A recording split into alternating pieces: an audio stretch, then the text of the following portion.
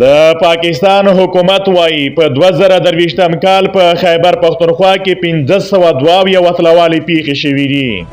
د پاکستان پولیسو د جمعې په ورځ په خیبر پختونخوا کې د 2023م کال د وسلوالو پیښو په اړه یو راپور خپور کړی. د پولیسو د راپور له مخې خیبر پختونخوا له 2023م کال راهیسې د وسلوالو په پیښو کې د زیاتوالي شاهده وه، ځکه چې دغه صوبه له 2023م کال راهیسې تر دې دمه 1328 پیښو شاهده پاتې شوي. د راپورونو له مخې په 2023م کال کې د ترهګرۍ 280 پیښې ثبت شوي،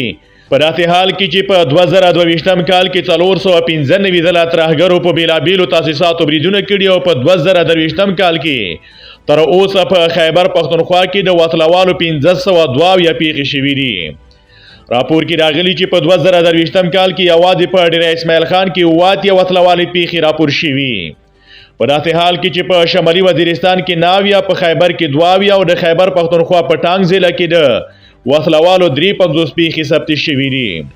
خو له بلې خوا د ډسمبر په 13مه پولیسو د خیبر پختونخوا په ډېره اسماعیل خان کې د